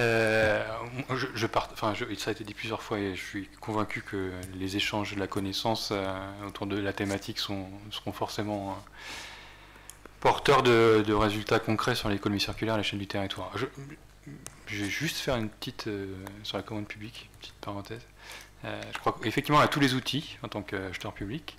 Après, simplement, c'est de l'argent public en fait. Donc, il faut faire attention, enfin, il y a un juste équilibre à trouver, les bonnes volontés sont là, elles sont vraiment là, enfin, je crois que tout le monde en a conscience aujourd'hui, les élus, le programme politique est bâti, c'est simplement de l'argent public et on ne peut pas être toujours sur le mieux-disant en fait, à un moment il faut faire des équilibres, et c'est en trouvant les bons équilibres qu'on arrivera à progresser ensemble. Deuxième point, j'aimerais bien qu'on mette en avant un peu l'économie sociale et solidaire, et notamment une petite lacune du territoire de la Codac qui se trouve sur le matériel d'occasion, le matériel réparé, type électroménager, choses comme ça. On a vraiment une lacune sur la pointe de l'estuaire. Là, on n'a plus d'entreprise. On avait envie il y a quelques temps, on l'a plus. Alors certes, on a des réparateurs, mais pas de structure qui utiliserait du matériel récupéré en déchetterie pour refaire des éléments neufs et les redistribuer à des étudiants ou d'autres assos. Et à mon avis, investir le champ de la réparation et du réemploi dans une optique de solidarité, ce serait une bonne piste de travail pour le territoire de la Coda. Si on la tourne vers les usagers, enfin vers les ménages en fait. Alors moi j'étais il y a 2 jours avec le REFER, hein, c'est le réseau français des ressourceries. Le modèle économique est en train de sombrer un petit peu sur les ressourceries. Enfin je le dis parce que c'est un vrai souci, on le voit, ils ont été aidés au départ, ils ne le sont plus et c'est pas simple. Enfin c'est un vrai pourvoyeur d'emploi, un vrai lien avec l'ESS, mais ça apporte quelques difficultés. Tout le monde a donné ses idées. Alors moi, je retiens 3 sujets qui ont l'air de sortir, mais vous allez me compléter, m'orienter. La collectivité territoriale, ça a l'air de faire l'unanimité. Donc le rôle de la collectivité territoriale. Deuxièmement, la nécessité d'acculturer le territoire. Comment partager les expériences et la culture commune. On a parlé des jeunes d'un côté, on a parlé de la CREC de l'autre, etc. Et le 3e sujet qui a l'air de sortir, c'est l'ESS, faire le lien entre activer l'ESS dans l'économie circulaire. Est-ce que vous êtes d'accord avec ces trois grands points et est-ce qu'on peut les développer un peu plus opérationnellement? Sur la collectivité territoriale, est-ce que vous avez des idées? Parce que Amélie, demain, elle doit juste, en 3 minutes, dire concrètement comment activer au mieux la collectivité territoriale. Est-ce que dans la salle, vous avez des idées? Oui, concernant les collectivités territoriales, il y a un levier qui pourrait être utilisé un peu plus, c'est le levier du foncier en fait. Alors là, ça porte un peu plus sur évidemment le volet industriel. Permettre en fait aux entreprises qui sont engagées sur des boucles vertueuses d'économie circulaire de pouvoir bénéficier, on le fait dans d'autres domaines, mais d'incitation fiscale sous la forme d'abattement foncier en fait. Pourquoi? Parce que l'emprise à ce moment-là, ou la consommation sur la notion de sol doit intégrer le fait que la valeur ajoutée revient sur le territoire par la boucle en fait. Voilà, donc c'est un peu complexe, mais simplement l'idée que j'avance dans le cadre de cette table ronde, c'est la prise en compte dans le cadre de la fiscalité foncière de la notion d'économie circulaire. Et on peut parler aussi au niveau des stratégies d'urbanisme de façon plus large, dans les PLU, pourquoi on ne regarderait pas les ressources. Donc c'est bien d'avoir évoqué le sujet de l'urbanisme. Du foncier, non mais le foncier pour moi ça fait partie d'aménagement et urbanisme. Ça fait enfin, nous on a travaillé là-dessus, on avait mis le bâti, le foncier, les réseaux énergie, les réseaux alimentation. Donc c'est vrai que c'est pour un peu plus élargir, mais c'est vrai que c'est bien de sortir de juste de la commande publique, de montrer que la collectivité peut aussi agir au niveau du foncier, peut aussi agir au niveau des politiques d'urbanisme, etc. Ok, est-ce qu'il y a d'autres points que vous voulez mettre en exergue à travers le rôle de la collectivité ? Présentez-vous, s'il vous plaît. Oui, bonjour, Cédric Grenet, je suis directeur du numérique à Cosenaglo. Oui. On parlait tout à l'heure d'animation, donc on parlait aussi des assises régionales de l'économie circulaire qui auront lieu à Gruchet, à l'abbaye du Valas. Et 15 jours après, dans le cadre de notre organisation et notre animation, nous organisons aussi un hackathon sur l'économie circulaire, sur le même site. Justement, où avec notre agence de développement économique Cosen Développement et nous, on va travailler à élaborer et à suivre après des projets d'économie circulaire par rapport à notre territoire. Là, alors, par rapport au rôle de la collectivité, là, on est vraiment sur le rôle d'animation et du soutien. Le rôle d'animation. Ouais, et du soutien également à l'activité, parce que l'idée, c'est pas simplement de faire un événement, mais c'est vraiment d'avoir des projets que l'on puisse porter derrière et qu'on puisse porter au niveau du territoire. D'accord. Donc là, ça va reprendre le deuxième point, puisqu'on est plutôt sur le deuxième, c'est-à-dire l'acculturation à l'économie circulaire, il me semble. Alors, je ne suis pas tout à fait d'accord, dans le sens où en fait, on est vraiment sur du portage de projet derrière. Ah oui, derrière, il y a le portage derrière, oui. Voilà, ok. Là, on transforme derrière, c'est ça. Et avec quel financement vous allez... Alors, on a un partenaire qui est la région, et également, après, vous avez aussi un certain nombre d'acteurs, donc il y a un gros portage aussi au niveau de l'agglomération. Et puis après, on est accompagné... au moins sur la partie, j'allais dire, soutien aussi par rapport avec l'Institut. Et je sais qu'Églantine travaille aussi avec l'ADEME sur cette question-là. D'accord, donc on peut peut-être le citer comme exemple. Amélie, est-ce que c'est à peu près clair pour toi? Est-ce que la CREC, elle est portée par qui? Par l'ADEME? Il y a des collectivités Le CREC, pardon, désolé. Non, enfin, il y a aujourd'hui le CREC, c'est la région, l'ADEME et l'État. Et après, il y a les clubs qui se greffent sur ce comité régional. Et là, on peut avoir dans ces clubs-là des collectivités. D'accord. Donc, on est bien sur la deuxième thématique. Maintenant, la deuxième thématique, l'acculturation du territoire à l'économie circulaire. Donc, on peut peut-être citer ces clubs qui ont une force de... Oui, tout à fait. Et puis le centre de ressources dont je parlais tout à l'heure, qui va être un site internet dédié à l'économie circulaire, dans lequel on pourra trouver effectivement un certain nombre d'éléments d'information très pratico-pratiques. Je disais tout à l'heure, par exemple, un annuaire des entreprises qui, à un moment donné, agissent dans le domaine de l'économie circulaire. Voilà, donc il y aura un certain nombre d'informations comme ça qui pourront être destinées à ceux qui veulent travailler sur l'économie circulaire. Donc on est vraiment dans l'acculturation. Donc comment partager les expériences et la culture commune? On a parlé donc de cartographie, ça va être de retour d'expérience, de cartographie, de création de clubs, de sensibilisation des jeunes, tu l'as évoqué. Non mais on essaie de l'affiner. Parce que tout est bon, mais si on pouvait donner quelques exemples pour demain, sur les jeunes. En fait, l'enjeu éducatif, pour ce qui concerne notamment le gaspillage alimentaire et l'éducation à l'alimentation responsable, c'est l'enjeu clé de la poursuite de la politique publique mise en œuvre par Guillaume Garot en 2012-2013.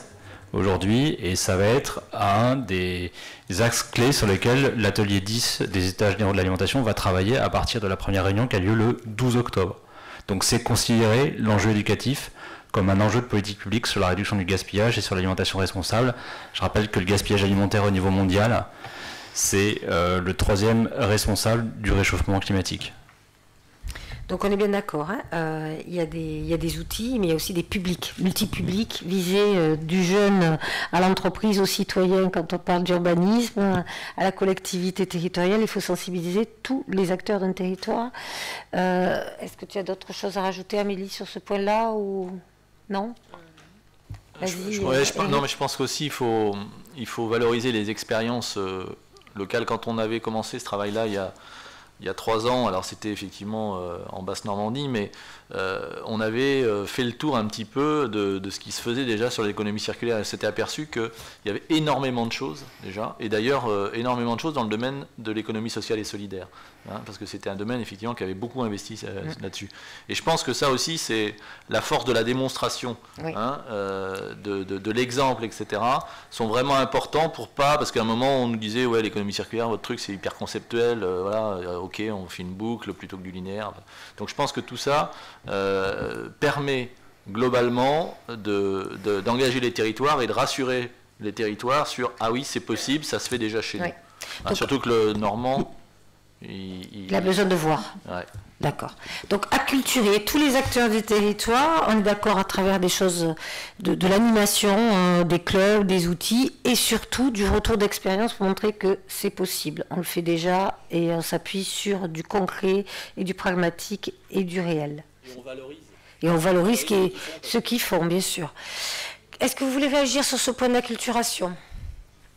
D'autres idées pour l'approfondir? D'autres initiatives locales qu'on pourrait mettre en exergue?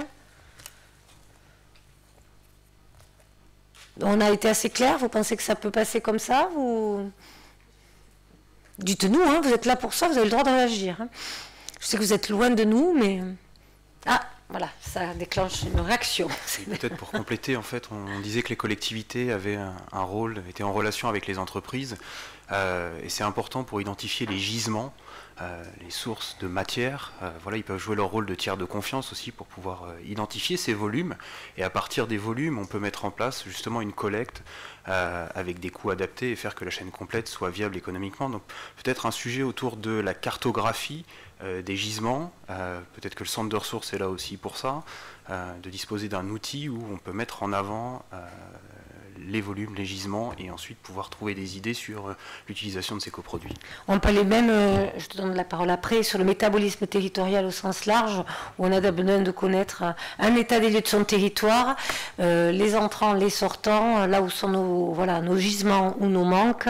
Je pense qu'on peut peut-être, si vous en êtes tous d'accord, élargir à tous les flux d'un territoire. Mais c'est vrai qu'il faut partir de l'existant, et la collectivité peut tout à fait préconiser une étude comme ça pour partir et pour après faire un plan d'action très pragmatique, mais qui s'appuie sur vraiment des études fines.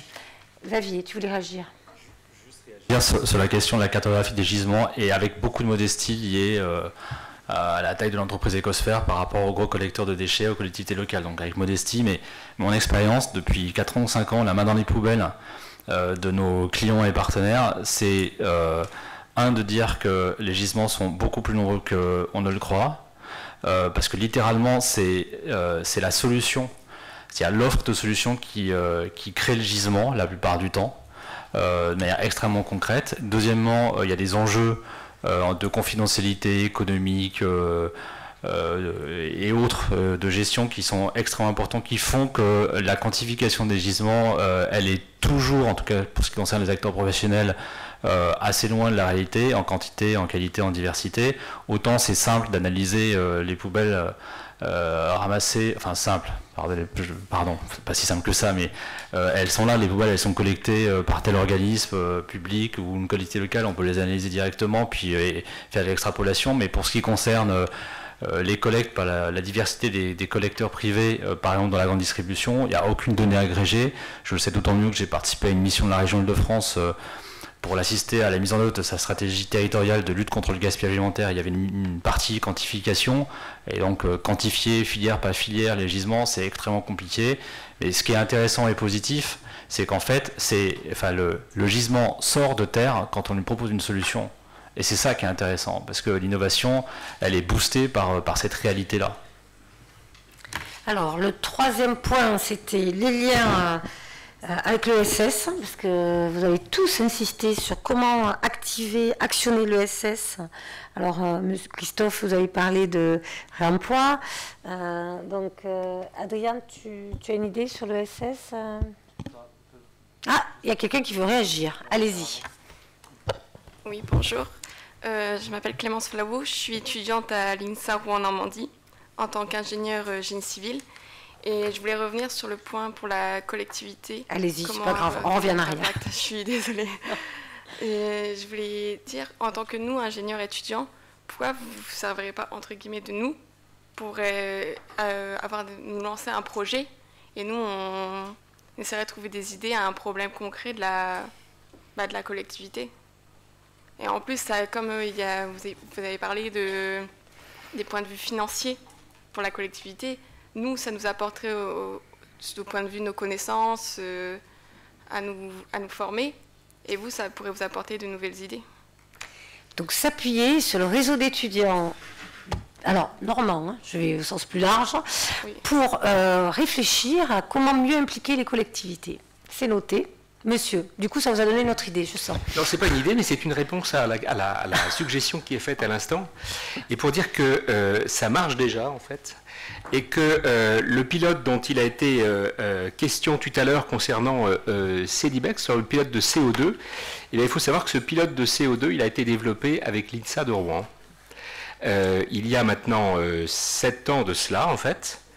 Il a été conçu par un doctorant de l'INSA de Rouen, puis mis en œuvre sur le site de CEDIBEX au Havre. Et actuellement, tous les essais qui ont été faits et l'étude socio-économique qui est réalisée actuellement sur le sujet l'a été grâce à la collaboration avec l'INSA de Rouen.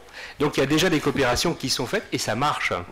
Merci. Vous voyez, vous avez bien pointé des projets qui peuvent être utiles pour votre territoire. L'ESS, qui réagit dessus? Alors moi j'ai donc entendu parler pour la première fois du CRES, le CRES, la CRES, je ne sais jamais, hein, parce que c'est là. Voilà, bon, voilà. Le CREC, la CRES, mais on va y arriver.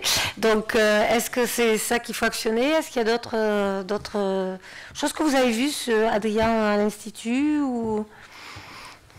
Oui, bah en fait, ce qui est intéressant, effectivement, et ce qui a été rappelé, c'est il y a un lien très fort entre l'ESS et économie circulaire, qui est démontré déjà depuis un bon moment, effectivement.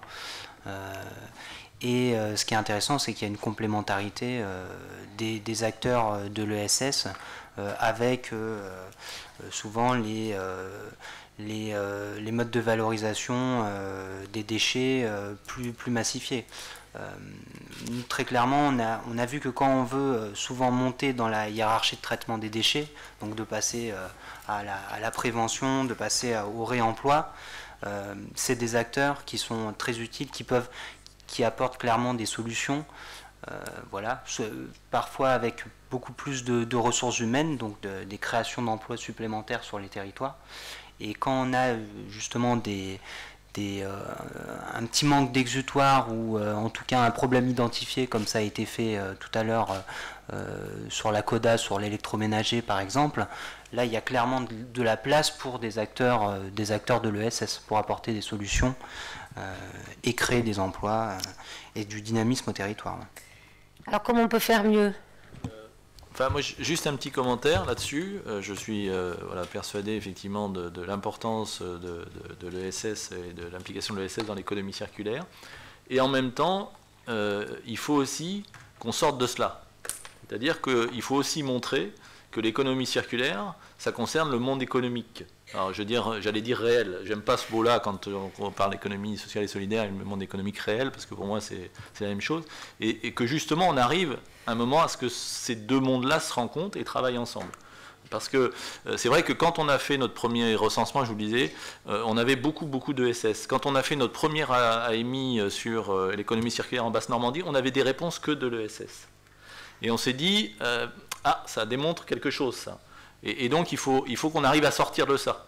Il faut qu'on arrive effectivement à globaliser sur l'ensemble de l'économie et surtout, effectivement, que les entreprises industrielles puissent travailler avec l'économie sociale et solidaire et vice-versa. Oui, c'est les liens, à mettre en œuvre. Voilà, qu'on ne soit pas dans quelque chose qui soit d'un côté l'économie sociale et solidaire et de côté les entreprises et l'économie réelle. Alors, il y a une grosse entreprise française qui a fait ça, qui s'appelle La Poste. Je ne sais pas si vous connaissez Rosigo, le dispositif qu'a mis en place La Poste, parce que les facteurs manquent d'emploi. Il n'y a plus beaucoup, vous écrivez plus beaucoup, messieurs, mesdames, vous mêlez beaucoup, le numérique a pris le dessus, donc il y a quand même un un besoin de renouvellement pour la Poste, donc ils ont décidé de faire en sorte que le facteur qu'il y a dans des entreprises récupère les papiers des PME, et ils ont intégré une entreprise de l'ESS qui s'appelle Nouvelle Attitude, hein, qui s'occupe du tri derrière de ces déchets papier, qui partent évidemment chez UPM pour être recyclés. Donc là, on a vraiment un grand groupe. Peut-être que chez Veolia, il y a des choses à dire aussi, j'imagine. Chez Veolia, oui, évidemment, on travaille avec les entreprises d'insertion, avec Élise, sur la collecte et le traitement des déchets, avec des startups.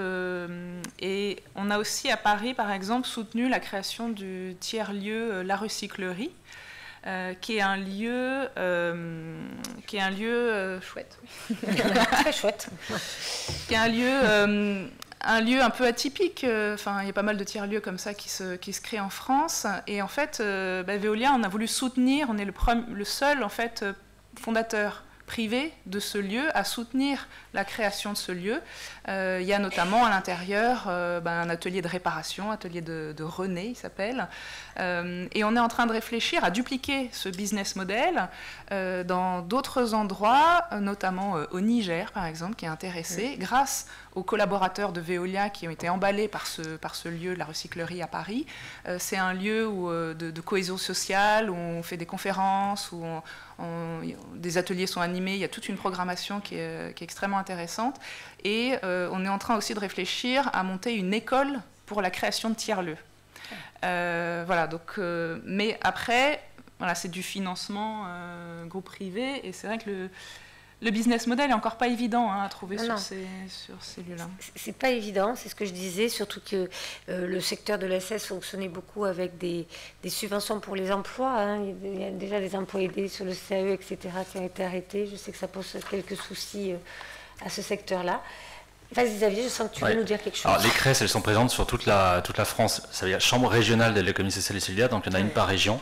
Et depuis la loi Hamon de juillet 2014, ce sont les seuls interlocuteurs de l'État sur les régions et auprès des collectivités locales en matière de développement de l'ESS et de l'entrepreneuriat social. Et donc là, je viens compléter ce qui a été dit il y a quelques minutes. L'ESS, c'est pas seulement l'entreprise d'insertion subventionnée, ce sont aussi des entreprises sociales, comme celle que j'ai créée, donc des entreprises commerciales dotées d'un agrément qui aujourd'hui s'appelle l'agrément ESUS, et qui ont un modèle économique indépendant des subventions et qui créent de la valeur économique, sociale, environnementale, et qui en fait sont portés par des entrepreneurs qui ont cherché et parfois réussi à transformer des convictions en modèle économique. Et c'est là qu'il y a un lien très fort entre l'économie circulaire et l'économie sociale et solidaire qu'il faut chercher, creuser, formaliser. C'est-à-dire que l'économie circulaire, c'est évidemment une économie qui s'appuie sur des constats et sur des objectifs qui relèvent d'un corps de valeurs liés au respect de la planète, à la participation, à la solidarité et aussi à la déconcentration des richesses. Oui. Et donc, entre circularité et déconcentration des richesses, il y a des liens qui sont très forts. D'accord. Donc, les partenariats, ça te semble une bonne façon d'actionner? Oui. Les partenariats, les complémentarités, les partenariats, et toujours chercher, comme ça a été évoqué, effectivement, la réalité d'un modèle économique viable. Oui, sur la durée. Sur la durée ouais. Et au projet. Ouais, et là, je réagis un petit peu aussi. Je vais terminer là-dessus à l'étudiante qui proposait ses services tout à l'heure. Des projets d'étudiants, les entreprises comme Celibex ou Veolia ou Ecosphère, on en reçoit en permanence et ils sont souvent très très très chargés éthiquement. Mais très souvent, il n'y a pas de modèle économique. Et donc c'est important quand vous souhaitez porter vos compétences, vos énergies, vos motivations et vos valeurs au service de ces projets d'économie circulaire ou d'économie sociale et solidaire, que vous réfléchissiez au modèle économique des projets que vous voulez porter, des propositions dont vous voulez faire la promotion. Est-ce qu'il y a d'autres actions dans le public? Est-ce que notre temps... Oui, un autre exemple complet.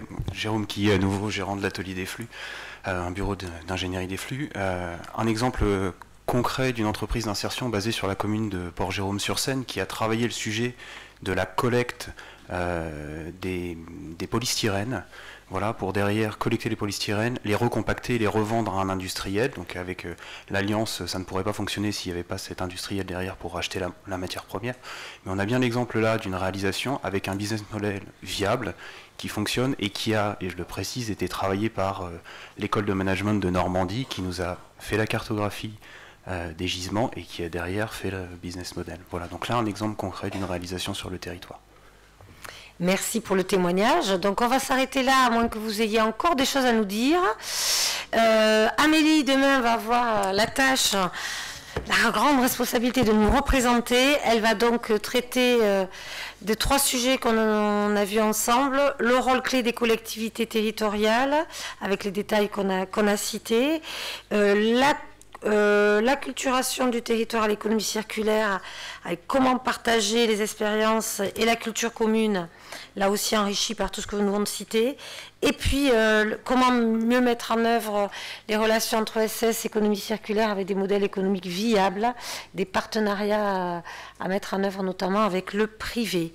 Je voulais remercier tous mes intervenants, on peut les applaudir, parce qu'ils nous ont quand même bien aidés sur cette thématique. Je crois qu'il y a une dernière intervention, ça sera la dernière. Je ne vous entends pas, madame. Désolée. Tu viens de parler des polystyrènes. Est-ce qu'on ne pourrait pas les chercher chez les gens, comme le bac jaune, le polystyrène le 12 du mois, les lunettes le 8 du mois, les jouets le 25, et un nouveau bac avec toute une filière Veolia qui irait à ces entreprises qui recyclent. Donc là, vous parlez de collecte sélective. Donc la collectivité va répondre. Dans le bac, le 8 les lunettes, le 25 les jouets, les métaux le 14, le 17 les livres et le polystyrène, c'est quel jour. Et derrière, toutes les filières viendraient chercher. Alors cette société développerait des camions pour venir à grande échelle tout ramasser. Je vais vous répondre, mais très rapidement. Oui, on va répondre rapidement parce qu'on a déjà conclu. Tout ne va pas chez Veolia, déjà. Ils ont beaucoup de compétences, mais pas toutes.